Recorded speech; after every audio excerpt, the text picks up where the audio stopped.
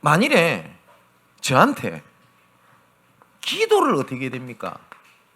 라고 물으신다면 저는 예배에 대한 얘기를 반드시 드리겠습니다.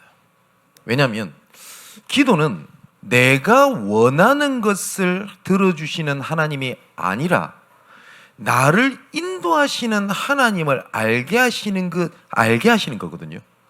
오늘 우리가 만남의 추락기를 보면서 저도 목사이기 때문에 여러저런 이런 자료들도 보게 됩니다. 설교를 하게 되면서 제가 다른 사람 설교집을 보고 이런 건 없습니다만은 여기에 대한 설교에 대한 내용을 봤을 때 거의 대부분이 만나와 메추라기 주셨던 하나님의 응답이 여러분들과 함께 거의 주제가 그렇거든요. 근데 저는 성경을 봤을 때 하나님께서 만나와 메추라기를 이스라엘 백성들에게 응답을 하신 것을 하나님은 주목하지 않으셨습니다. 뭘 알게 하신 것이냐? 나는 너희를 애굽 땅에서 건져낸 나 여호와니라, 그거였거든요. 그죠? 그러면 우리가 기도가 뭐냐라고 얘기를 할 때 예배 때 하나님이 주시는 그 언약 있죠. 이 언약이 나의 것으로 붙잡히는 그걸 보고 기도라고 얘기를 하거든요.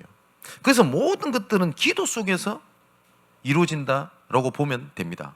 그래서 우리가 달력을 보면요, 가장 첫 번째 날이 주일입니다. 달력 잘 보면 월, 화, 수, 목, 금, 토입니다.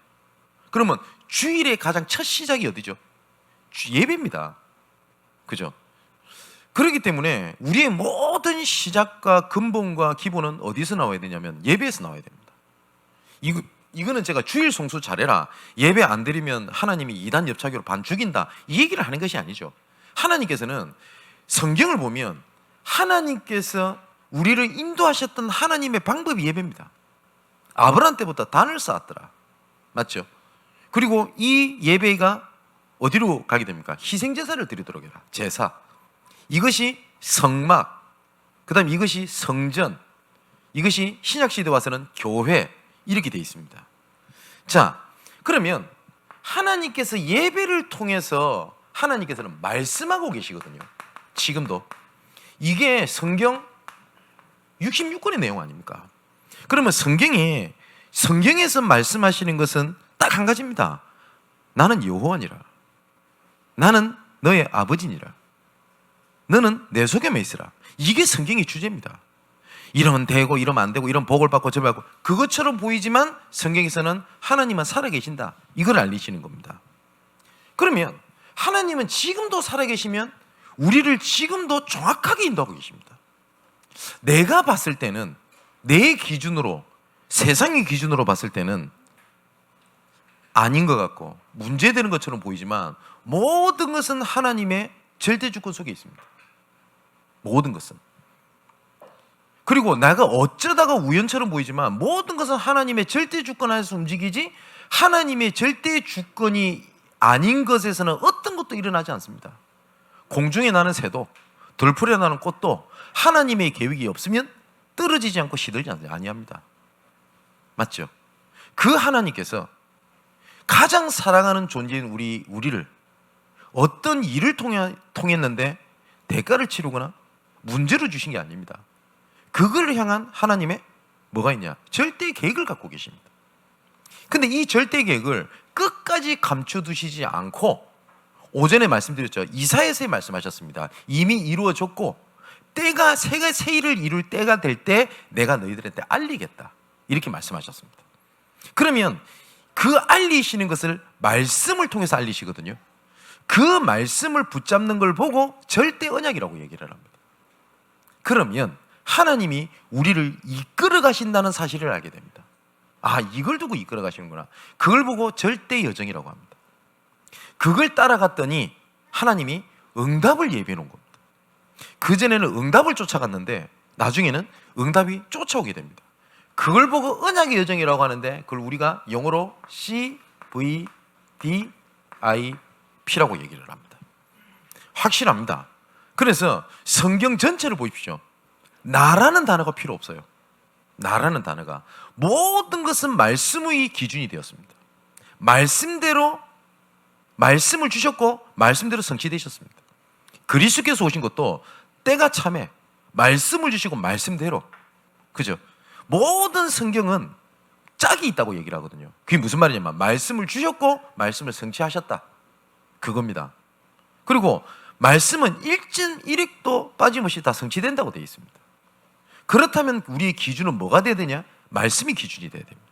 말씀에서 뭐라고 말씀하셨냐? 그죠? 그게 우리의 기준입니다. 세상 이치가 원래 그렇다, 인간이니까 그렇다, 그게 기준이 아닙니다. 이해는 됩니다만은 절대 우리는 그것을 타협을 하면 안 됩니다. 나도 사람인데, 나도 연약하니까 어쩔 수 없잖아. 그래서 우린 그리스도가 필요한 겁니다. 이렇게 돼야 되는데 나도 사람인데 어쩔 수 없이 자꾸 타협을 시키는 겁니다. 사람이니까 어쩔 수 없다라는 기준, 그죠? 내가 내 기준을 주장하려고 하면 딱 하나만 되면 기준을 얘기를 해야 됩니다. 내가 하나님 수준이 돼버리면 돼요. 내가 하나님 수준 정도 돼버리면 내 기준을 가지고 밀어붙여도 됩니다. 그잖아요. 정말 하나님 앞에 솔직히 할 수 있는 거 아무것도 없지 않습니까? 우리가 하나님 앞에서, 저는 살아가면서 뭘 많이 느끼냐면 하나님의 은혜가 없이는 한순간도 숨을 쉬고 살 수 없는 존재라는 것이 정말 뼈저리게 느껴집니다. 제가 할 수 있는 건 아무것도 없더라고요. 그래서 말씀이 기준입니다. 자, 그래서 오늘 본문에 분명히 하나님께서 이렇게 인도하시는 것이 맞다면 가장 예배를 통해서 누리는 가장 중요한 단어가 뭐냐면 하나님께서 나와 함께 하시다는 사실입니다. 모든 순간마다 오늘 말씀처럼 나는 여호와 너의 하나님인 줄을 알게 하겠다, 내가 너와 함께 하는 것을 알게 하겠다, 그것처럼 하나님께서 함께 하신다는 말이 어마어마한 얘기입니다. 누구를 통해서 함께 하셨죠? 그리스도를 통해서 함께 하셨습니다. 그래서 이사야 7장 14절에 뭐라고 되어 있냐? 처녀가 잉타의 아들을 낳을 것이요 그 이름을 임마누엘이라고 하리라. 임마누엘을 번역한 즉 하나님이 자기의 백성과 함께 계심이니라, 이런 뜻입니다. 임마누엘이라는 뜻이. 우리가 지금 하나님께서 지금 24시 나와 함께 계시는 건 확실합니다. 그래서 내 하나님께서 함께 하시는 그날, 그때 그곳을 붙잡은 자를 통하여 하나님은 지금도 일을 진행하십니다. 예를 들어 볼까요? 나아만 장군 때 나병 환자들 많았습니다. 그 시대에. 그런데 하나님께서 함께 하시는 그날, 그때 그곳을 잡은 나아만 장군에게 하나님이 증거를 주셨습니다. 맞죠? 그때 당시에 예수님 시대 때 소경이 많았습니다. 그리고 특히 더 많아 보일 수밖에 없었던 것이 소경들을 몰아넣고 진행했습니다. 그때 많은 소경들이 소문을 들었습니다. 예수님이라는 분이 계신다. 근데 이분을 만나면 나을 수 있다, 죽은 자도 살리신다 라는 소문을 다 들었습니다. 근데 주변에서 막아요. 포기를 다 했을 겁니다. 근데 소경 바디메오가 언약을 잡았습니다. 예수님 만나면 모든 문제 해결된다. 그래서 다른 사람들은 가만히 있는데 바디메오가 얘기를 한 겁니다. 다윗의 자손 예수여, 나를 불쌍히 여겨주옵소서. 하나님께서 함께하면 모든 문제 끝낸다는 사실을 바디메오는 알았습니다. 수많은 소경이 있었습니다마는, 예수님께서 옆에 같이 봤습니다마는 하나님과 함께한다고 하는 것을 언약으로 붙잡은 바디메오에게 하나님께서는 증거를 주셨습니다. 혈류증 걸린 여인도 마찬가지죠. 뭐라고 얘기를 하냐? 혈류증 걸린 여자들 많았을 겁니다. 근데 이 혈류증 걸린 여인은 뭐라고 했냐? 예수님 옷자락이라도 만지면 나을 수 있다. 그는 예수님 옷자락에 있는 능력을 믿은 게 아니죠. 예수님을 바라본 거 아닙니까? 그죠? 그래서 혈류증 걸린 여인이 만지지를 못하니까, 그때 당시에 혈류증은요 하나님 앞에 저주받은 병이라고 여겼습니다. 그래서 사람들과 격리하고 살았어요. 사람들 틈바구니에 갈 수도 없죠. 그래서 겨우겨우 한 것이 사람 틈 사이에 손을 넣어서 예수님 옷자락을 만진 겁니다. 그때 예수님 묻습니다. 누가 내 옷자락 만졌냐? 그때 하나님께서 하나님과 함께하면 된다라는 언약을 붙잡은 혈류증 걸린 여인은 나음을 받게 됩니다. 우리가 이 말 얘기 많이 들었을 겁니다. 하나님이 함께 계십니다. 하나님은 여러분의 아버지가 되십니다. 아멘이죠. 근데 그것을 진짜 붙잡는 그날, 그때, 그곳이 하나님의 보좌의 능력이 임하는 그날입니다. 자, 백부장입니다. 이 백부장이 예수님을 찾아갑니다. 자기 하인이 병이 들은 거예요. 예수님, 우리 하인의 병을 고쳐주십시오. 백부장은 딱 하나 믿은 겁니다. 예수님이면 할 수 있다는 겁니다. 그랬더니 예수님이 그렇게 말씀하십니다. 그래, 가자. 너희 집에 가자. 그랬더니 뭐라고 얘기를 하죠? 아니요, 예수님 오실 필요 없습니다. 나도 내 밑에 종이 100명이 있는데, 하인이 100명이나 있는데 명령만 하면 됩니다. 그렇기 때문에 예수님께서 말씀만 하시면 나을 줄 믿습니다. 그때 예수님이 깜짝 놀라서 하신 말씀 아닙니까? 내가 이스라엘이 이만한 믿음을 본 자가 없다. 맞죠? 그리고 성경이 뭐라고 되어 있냐? 내 믿음대로 될지어다. 그리고 성경이 그렇게 되어 있습니다. 그네서 집에 와보니까 종이 나왔는데 성경이 뭐라고 되어 있냐? 그 시로 하인이 나으니라. 뭐죠? 하나님과 함께하면 된다는 걸 붙잡은 그 시로 하인이 나았다라고 되어 있습니다.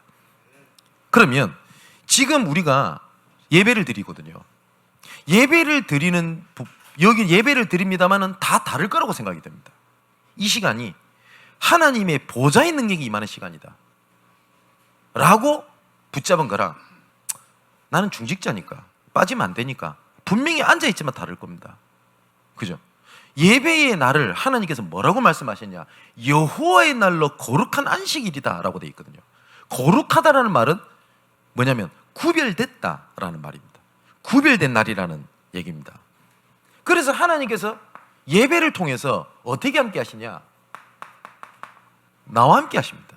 위드. 또 임마누엘로 우리와 함께 하십니다. 나와 함께 하시는 하나님이 우리와 함께 하십니다. 이걸 보고 팀사역이라고 제가 지난주에 말씀을 드렸죠. 우리 둘이 함께. 불신자들 일합니다. 우리의 만남은 우연이 아니야. 옷깃만 스쳐도 인연이야. 이러는데 예수 믿는 사람 좀 안 맞으면 성령 충만 받으면서 싸워버려요. 그래서 쟤랑은 아니라면서. 그래서 결정적인 한 방을 날립니다. 복음 아니라면서. 여러분, 복음 아니라는 말 함부로 하면 안 됩니다. 복음 아니라는 말은 구원 못 받았다는 말이에요. 그잖아요. 그리고 하나님께서는 모든 것을 합력하여 선을 이룹니다. 원네스의 하나님입니다. 나는 이 문제가 어렵다고 생각하고 재앙이라고 생각을 하는데 하나님께서는 그걸 보고 원네스의 응답이라고 말씀을 하십니다. 맞지요? 모세가 왕궁에 있을 때, 그리고 80이 될 때까지 광야에 있었을 때 모세는 분명히 생각했습니다. 난 재앙이고 문제고 자질이고 난 아무것도 안 되고. 하지만 하나님은 그 기간을 뭘 준비하셨죠? 정복의 시련을 준비하셨습니다. 단지 모세가 뭘 받습니까? 하나님의 은혜를 받은 거예요. 아, 내 그 과거가 나는 문제인 줄 알았는데 아니구나. 너희를 향한 나의 생각을 내가 안 하니 재앙이 아니요 평안이라, 미래와 희망을 주는 것이라. 그것을 믿음으로 고백하는 그 순간이 흑암이 무너지는 그날입니다. 하나님, 지금 이 상황이 내 심령으로, 그리고 내 마음으로, 내 머리로 이해가 되지 않고 좌절되지만 저는 이 모든 것이 하나님의 절대주권 속에 있음을 믿습니다. 그 순간 흑암이 무너집니다. 내가 깨닫고 내가 믿고 내가 안다가 아닙니다. 내가 언약을 붙잡는 그 순간, 우리 하나님은 응답하시는 하나님이 맞습니다. 하지만 근본은 언약을 주시는 하나님입니다. 그것을 무엇을 통해서 확인을 하는 거냐? 예배입니다. 그래서 예배를 소중히 보셔야 되고 중요하게 보셔야 됩니다. 제가 부교육자 때 정말 실패했던 시절이 있습니다. 어느 정도 실패했냐? 제가 오전에 잠시 고백했지 않습니까? 전도사인데 말씀도 놓치고 훈련도 놓치고 다 그랬던 시절이 있었어요. 약 1년 정도. 근데 지금 가만히 돌이켜보면 그때가 언제였냐? 제가 말씀을 듣지 않은 날이었어요. 전도사니까 당연히 예배는 드렸겠죠. 그죠? 그때 제가 고향에 삼천포라는 데서 교육자 생활을 했습니다. 그런데 그전에는 제 열정이 복음인 줄 알았다고 돼 있잖아요. 은혜는 못 받아도 사역은 열심히 했습니다. 그래서 우리 교단이 아니라 다른 교단에서 저를 너무 좋아하는 거예요. 왜냐면 열심히 하거든. 이런 전도사 처음 봤거든. 그리고 그 촌이니까 가능했을 수도 있는데 8개 중고등학교가 있습니다. 8군데 중고등학교 싹 다 들어갔습니다. 그래서 지금도요, 삼천포 가가지고 삼천포 기독교 연합회에서 제 이름 되면 다 합니다. 학교를 다 들어갔으니까요. 학생들이 금요일 날 저녁에 성광교회라는 데서 예배를 드리는데 학생들이 300명씩 모였습니다. 거기서 이제 메시지를 하는 겁니다. 학부생이, 아니 기껏해 나이가 24살, 25살인데 다른 데는 봤을 때는 대단한 친구다, 큰 일꾼 될 거라고 생각을 했었을 겁니다. 예, 열심히 했습니다. 증거도 있었습니다. 저는 근데 은혜가 없었어요. 물론 실패는 아니겠습니다만은 제 입장에서 제일 암흑기가 그 시간입니다. 아니 그렇게 모였는데요, 그 이후로 제가 서울에 왔었을 때도 그쪽 쪽에서 연합수련하면 강사를 꼭 저를 불렀었어요. 근데 저한테 제일 암흑기였어요. 뭐가 없었냐? 하나님의 은혜가 없었어요. 뭘 놓쳤냐? 전 예배를 놓친 겁니다. 예배를 안 앉아 있었던 게 아닙니다. 앉아 있었습니다. 하지만 저한테는 제일 암흑기였습니다. 중세의 교회가 그랬습니다. 예배 열심히 드렸습니다. 그런데 죽은 언어죠. 라틴어로 사제들이 얘기를 하기 시작했고 라틴어 성경을 보고 얘기를 했습니다. 분명히 사람들 앉아 있었습니다. 무슨 말인지 못 알아들었습니다. 왜냐하면 라틴어를 사용 안 했었기 때문에. 교회는 거대해졌습니다. 왕권까지 움직일 수 있었습니다. 그래서 자기들은 교회 황금기라고 부릅니다. 하지만 역사는 교회 암흑기라고 부릅니다. 뭐가 하면요, 예배가 무너졌어요. 말씀이. 제가 그랬었어요. 혹시 이러고 있지는 않습니까? 지금 인터넷이 발달되고 미디어가 발달된 시대이기 때문에 뭐 말씀 들으면 되지, 말씀 받았으면 됐지, 혹시 그러고 있지는 않으십니까? 예, 미디어를 활용해야 됩니다. 근데 미디어에 잡히면 안 돼요. 그래서 지금 수많은 단체들이란, 특히 3단체 이런 데서는 이미 비대면 시대에서 대면화 정책으로 이미 전환을 했고 성공했습니다. 제일 안 되는 데가 어디냐? 교회입니다. 그잖아요. 이 말은 예배 다 나와라 이런 수준 낮은 얘기를 드리는 게 아니잖아요. 하나님께 함께 하시는 가장 능력 있는 때가 어디잖아요? 예배입니다. 그래서 기도가 뭡니까? 라고 물어볼 때 반드시 저 얘기합니다. 이번 주에 하나님이 무슨 말씀을 주셨냐? 거의 모릅니다. 그럼 뭘 붙잡고 기도하는데요? 뻔하죠? 응답 주세요, 축복 주세요, 잘 되게 해주세요, 힘듭니다, 외롭습니다, 애통합니다, 그러고 있을 겁니다. 자, 두 번째입니다. 여호와의 날을 하나님께서 안식일의 축복으로 주셨습니다. 오늘 본문에 보니까 하나님께서 뭐라고 말씀하셨냐? 거룩한 안식일이다라고 표현하셨어요. 구별됐다라는 말입니다. 구별됐다라는 말은 모든 것은 하나님의 것이지만 특별한 날로 하나님 주셨다는 말이거든요. 그죠? 모든 것이 하나님의 것입니다. 근데 하나님의 사람으로 우리를 구별했습니다. 그래서 하나님의 사람을 성도라고 얘기를 합니다. 세상의 모든 것은 하나님의 것입니다. 그런데 예배를 드리기 위하여 구별되어서 있기 때문에 성물이라고 부릅니다. 맞죠?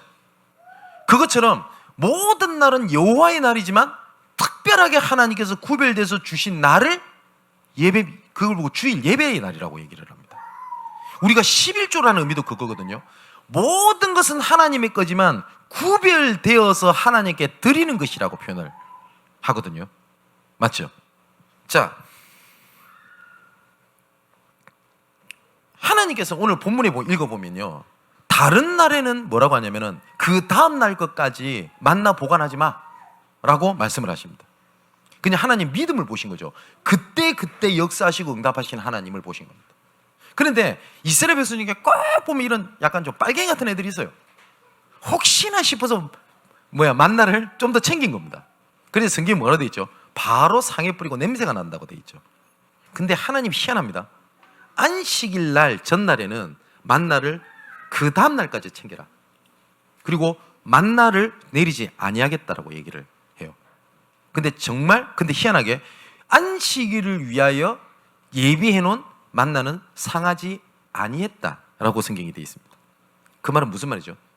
안식일을 위해서 하나님께서 네 모든 걸 다 책임지겠다는 하나님의 약속입니다. 저는 이 말씀 진짜 믿습니다. 그래서 특별한 경우가 아닌 이상 저는 주일날 다른 스케줄을 저는 개인적으로 잡지 않습니다. 이건 제 신앙입니다. 그래서 진짜 거절하기 못하고 이런 부분들이 아니면 다른 데서 주일날 강의 부탁도 저는 거의 받지 않습니다. 어디 가서 헌신 예배 해달라 진짜 요청 많이 오거든요. 주일 안 갑니다. 왜냐? 주일날에 이거는 그 사람들도 예배인데요 이러면 할 말은 없지만 제가 하나님 앞에 온전한 예배를 드리기 위함입니다. 제 가족은 알 겁니다. 제가 주일날 집에 가면 저녁을 먹지 않고 또 그 시간에 뭘 하냐면 주일 1부, 2부 우리 교회 그리고 본부 지금까지 주중에 있었던 모든 집회 메시지 이런 모든 메시지를 거의 대부분 다시 듣습니다. 그래 놓고 일주일 동안 사역의 스케줄을 정리를 합니다. 이 속에서 말씀 속에서 수요 예배, 금요 예배, 지교 예배 그리고 각 지역에 있는 다락방 모든 말씀을 그때 정리를 다 해놓고 일주일을 살아갑니다. 이건 제가 하나님 앞에 드리는 온전한 예배입니다. 그래서 이것이 늦게 되는 날은 1시고 2시가 될 때도 있습니다. 특히 이번 주 같은 경우는 목회대학원 이래버리면 이제 집에 잠 잘 못 잡니다. 이제 2시, 3시 돼버립니다. 이제 왜냐 들어야 될 게 너무 많아요. 그죠? 이거 그렇게 하라는 말이 아닙니다. 제가 하나님 앞에 거룩하고 온전한 예배로 하나님 앞에 드리는 겁니다. 그래서 제가 가족들한테 부탁하는 게 있습니다. 제 어머니한테 부모님한테도 말씀드린 게 있습니다. 이건 제 믿음이니까 주일날 절대 돌아가지 마십시오. 저는 예배 드리고 와서 장례 치를 거지 미안하지만 주일날 예배 오전 예배 참여하고 그런 법 없습니다. 제 부모님이 임직을 할 때입니다. 근데 아무리 해도 제가 예배를 마치고 비행기를 타고 가도 참여할 수 있는 스케줄이 안 돼요. 주변에서 다 그랬습니다. 교회 부목사님 계시지 않냐? 그러면 부목사님한테 맡기고 가면 되지 않냐? 예, 가능합니다. 아닌 말로 부교육자들은 설교 맡기는 거 다 좋아하거든요. 기회지. 그잖아요. 제가 하나님 앞에 그 신앙 양심상 못하겠대요. 저 가족 일, 축하일 때문에 제가 온전한 예배를 제가 안 드려요. 그러면서 제가 목사님 제가 예배를 얘기한다. 저는 하나님 앞에 신앙 양심상 못하겠더라고요. 그래서 부모님한테 말씀드렸습니다. 따로 축하를 드릴게요. 저는 하나님 앞에 예배를 드려야 되겠습니다. 서운해도 어쩔 수 없어요. 주일날 돌아가지 마시라 그랬어요. 그리고 3일장 해야 되니까 금토 돌아가지 마십시오. 꼭 굳이 가려면 목요일, 목금토 충분하니까 제가 농담이지만 진실되게 말씀을 드렸습니다. 그렇게 하라는 말이 아닙니다. 전 율법을 말씀드리는 게 아닙니다. 제가 하나님 앞에 우리 사랑하는 성도 여러분 정말 하나님께서 함께 하시는 예배의 축복이 있다. 그렇다면 정말 주일을 내가 하나님 앞에 온전히 하나님만 바라보고 하나님께서 나의 하나님이 되시고 내가 주가 되시며 모든 해답을 말씀과 예배를 통해서 주신다는 것을 확인하는 축복이 있게 되기를 주님의 이름으로 축원을 드립니다. 또 출애굽 20장에 예배에 대한 안식일에 대한 얘기를 또 십계명으로 주셨습니다. 이 날을 하나님께서는 복된 날로 주셨거든요. 그리고 하나님께서 약속하셨습니다. 이 안에 모든 것을 다 주시겠다고 말씀하셨습니다. 저는 이 말씀 믿습니다. 전 예배 안에 세계가 있다고 믿습니다. 예배에 제 미래가 있다고 믿습니다. 전 예배에 우리 가정이 있다고 믿습니다. 저는 예배의 말씀 속에 모든 것이 있다고 믿습니다. 그렇기 때문에 너무 힘들고 괴로우니까 저는 하나님 앞으로 가까이 나가는 게 맞다고 생각을 합니다. 맞다고 생각하는 것이 아니라 맞습니다. 근데 사단은 이걸 방해할 겁니다. 너무 힘들어서 예배드릴 힘이 없습니다. 저 이 얘기 너무 많이 들었어요. 낙심한 사람들이 보통 얘기합니다. 너무 시험이 들고 힘들어서 예배드릴 힘이 없습니다. 이렇게 얘기합니다. 그래서 합리화시킵니다. 힘드니까. 그래서 뭐라느냐? 내가 좀 회복하면 예배드리러 나갈게요. 여러분, 이 말이 얼마나 하나님 앞에 틀린 말입니까? 근데 언제부터인지 이 말이 너무나 합리적이고 그 사람을 이해하는 말이 됐어요. 그렇지 않습니까? 하나님께서 지금도 말씀하십니다. 나한테 가까이 나와라. 사랑하는 성도 여러분, 혹시 지금 인터넷으로 다시 보기로 들으시는 주의 자녀들 기억하십시오. 너무나 힘듭니다. 그래서 하나님 앞에 나아가셔야 됩니다. 너무 괴롭습니다. 그래서 하나님 앞에 나아가셔야 돼요. 정말 안식일의 축복이 여러분들에게 있기를 바랍니다. 자, 또 오늘 본문에 31절에서 35절에 보니까 이것을 후대에게 전달하라고 말씀하십니다. 그러면서 이렇게 말씀하시죠. 이 언약 이 만나를 항아리에 담아라. 그리고 이 항아리를 후손들에게 보여줘라. 하나님께서 광야길을 걷는 동안 우리 백성을 하나님께서 이렇게 응답하셨다라고 하는 것을 보여주는 증거를 해라. 그래서 나중에 언약궤 안에 이 만나 항아리를 담게 되죠. 그래서 이 언약궤는 뭐가 들어가 있죠? 하나님의 법궤, 십계명, 그리고 아론의 쌍난 지팡이, 이 만나 항아리가 들어가는 겁니다. 그러니까 하나님께서 뭘 보게 하시는 거냐면 하나님이 만나 줬다, 이거를 전달하는 게 아니라고 되어 있습니다. 성경에 여호와 하나님께서 이스라엘 백성을 인도하셨던 것을 알게 하라는 겁니다. 그죠? 내가 하나님 붙잡았더니 돈 벌었어, 내가 언약 붙잡았더니 내 자녀가 잘 됐어, 그거를 전달하는 것이 아니라 하나님은 살아계시고 나의 주 나의 하나님이 계신다, 그거를 전달하는 겁니다. 그럼 전달하려면 하나님께서는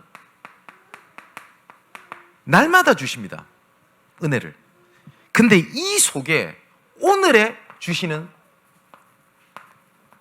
새 은혜가 있습니다. 이거를 받고 전달하는 여러분 되시기를 주님의 이름으로 축원을 드립니다. 그리고 이 은혜가 세상을 승리하는 우리의 믿음이라고 되어 있습니다. 하나님의 말씀을 믿는 자가 아니면 세상을 이길 자가 누구냐? 그 말씀하시면서 세상을 이기는 믿음 말씀하셨습니다. 이 믿음은 제가 몇 주까지 정도 계속 말씀을 드린 겁니다. 잘 될 거야 가 믿음이 아니죠. 어떤 반석 위에 믿음이 세워지냐가 중요한 거거든요. 그 반석이 누구냐? 주는 그리스도시요 살아계신 하나님의 아들이십니다. 이 반석 위에 내 교회를 세우리니 음부의 권세가 이기지를 못하도록 하겠다, 그겁니다. 그러면 하나님께서 우리에게 남은 자로 부르셨다는 여정을 걷게 하실 겁니다. 또한 순례자처럼 어디를 갈피를 알지 못하고 방황하는 것처럼 보이지만 하나님께서는 정복을 향한 정확한 방향으로 이끌어가고 계시는 겁니다. 나중에 정복자로서 가셨음을 알게 될 겁니다. 그게 예배입니다. 우리 사랑하는 성도 여러분, 여러분들에게 마지막 결론, 예배라는 단어가 어떻게 붙잡혀져 있습니까? 우리 후대들에게 예배라는 단어가 어떻게 전달돼야 된다고 생각을 하십니까? 제가 몇 번 간증을 드렸으니까요. 한 번은 제가 그런 말씀 안 드렸습니까? 제 어머니 울면서 전화 왔다고요. 와가지고 막 화를 내시는 겁니다. 근데 아무 잘못도 안 했는데. 그러니까 보니까 누나 가족이 캠핑을 가고 싶었나 봐. 그러니까 제 자영이 저 광양제철소에서 일을 하거든요. 그 좀 높은 사람이에요. 그러니까 거기는 돌발 상황이 많으니까 뭐 휴가하고 이런 게 잘 없어요. 그 겨우 시간 낸 게 주의를 낄 수밖에 없었던 거예요. 그러면 대부분 이렇게 합니다. 한 번쯤 갈 수 있지, 그럴 수 있잖아요. 예, 그거 틀린 말 아닙니다. 하지만 또 틀린 말이 또 틀렸습니다. 그거에 어머니가 화가 나신 거예요. 그러면서 뭐냐면 나는 너희들을 키울 때 단 한 번도 무엇이든지 예배를 빠져도 갈 수 있다는 것을 한 번도 난 너희들에게 가르친 적이 없다. 그 말씀을 하시는데 가만히 생각해 보니까 한 번도 그러신 적이 없어요. 가족 일이니까 어쩔 수 없잖아. 한 번쯤은 어머니는 저한테 우리한테 그걸 보여주신 적이 없었어요.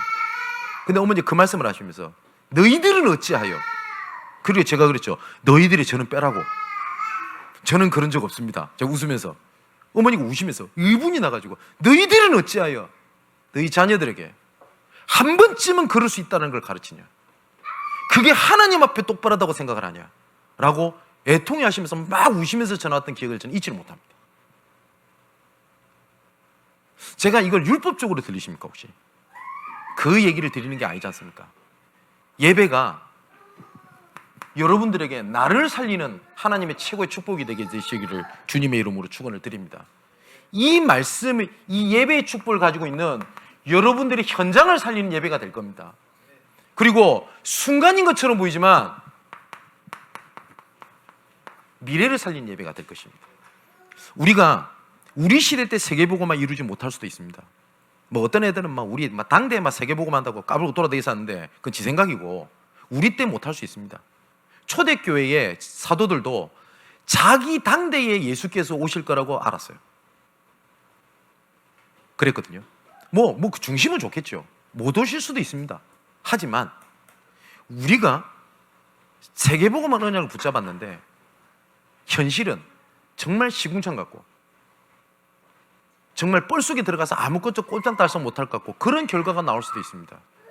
그런데 하나님께서는 그 미래를 그냥 두시지 않습니다. 한 얘기만 하고 마치겠습니다. 바울의 사도 생활의 말년이 어땠는지 아십니까? AD 67년, 68년경에 이때 바울이 2차 투옥 때거든요. 디모데후서를 썼을 때가, 이때가 이 네로 황제가 미쳐가지고요, 시내에 불질러 놓고 난 다음에 예수쟁이들이 불질렀다 이럴 때입니다. 그때가 바울이 2차 투옥 때거든요. 그 전에는 로마 정부의 핍박을 받았지만 2차 투옥 때는요, 로마 시민들까지 오해해서 기독교로 박해했을 때입니다. 너무너무 심했어요. 수많은 제자들이 바울을 다 떠나갔습니다. 그래서 디모데후서 4장에 보면 너는 속히 나한테로 와라. 대만은 세상을 사랑해서 나를 떠나갔고 오직 누가만 나와 함께 있느니라. 수많은 제자들이 다 떠나갔어요, 바울 옆에. 그럼 바울의 말년이 어땠어요? 제자 다 떠나가고. 또 거기 뭐라고 돼 있냐? 너는 올 때 두루마리로는 책을 좀 갖다 달라. 어떤 책인지 모르겠어요. 성경책일 수 있겠죠. 너 올 때 겉옷 좀 갖다 줄래? 바울이 추웠던 것 같아요. 그럼 생각해 보십시오. 그 전도자가 말년이 배고프고 추워서 옷 좀 갖다 줘. 감옥에 앉아가지고 옆에 든든하게 생명 바칠 것 같이 있던 제자들 다 떠나가고, 그 노인 바울입니다. 그 편지를 쓰고 난 게 마지막에 바울의 서신서거든요. 그리고 바울은 목이 날아갑니다. 우리 인간적으로 봤을 때 바울이 말년은 비참했습니다. 맞죠? 그런데 그 바울이 드렸던 예배가 250년 뒤에 제자 이름도 다 알지도 못합니다. 제자의 250년 뒤에 그리스도 이름 앞에 로마가 무릎을 꿇게 됩니다. 또 복음이 없어 희미해지는 시대가 됐습니다. 그 제자 이름도 우리 다 모릅니다. 제자의 그 흐름이 우리한테까지 온 겁니다. 그러면 우리가 그 바톤을 똑같이 전달하는 겁니다. 저는 세계복음화의 그날이 내가 잘 살고 건강하고 일이 잘 풀리고 돈 많이 벌고 그런 세계복음화의 미래를 저는 생각하지 않습니다. 어쩌면 바울과 같은 시대가 올 수도 있다고 생각을 합니다. 맞죠? 그래서 그 사는 상황에서 바울이 했던 고백입니다. 나는 이제 전제와 같이 부르심을 받았고 이제는 나는 떠날 기약이 다가왔다. 무슨 말이죠? 내가 복음에서 다 쏟아부었고 이제 하나님께서 부르시는 그날이 남았어. 저는 그 미래가 올 수도 있다고 생각을 합니다. 겁이 나십니까? 저는 상관이 없다고 생각합니다. 세계복음화는 반드시 이루어질 거기 때문에 그 예배를, 온전한 예배를, 여호와의 날을 회복하는 여러분 되시기를 주님의 이름으로 축원을 드립니다. 기도하겠습니다. 아버지 하나님, 코로나로 인하여 놓쳤던 예배의 흐름, 상처로, 시험으로, 어려움으로, 바쁘다는 것으로 놓쳤던 예배의 흐름이 여호와의 날, 거룩한 안식일, 구별된 예배로 온전한 하나님의 신분과 권세를 누리는 예배가 회복되게 하여 주시옵소서. 하나님께서 임재하시는 시간이요, 성령께서 역사하시는 시간임을 믿습니다. 이 시간 보호자의 능력이 시공간 초월의 능력으로 관계된 모든 곳에 237의 빛으로 비춰지는 시간 되게 하여 주옵소서. 살아계신 예수님의 이름으로 기도하옵나이다. 아멘.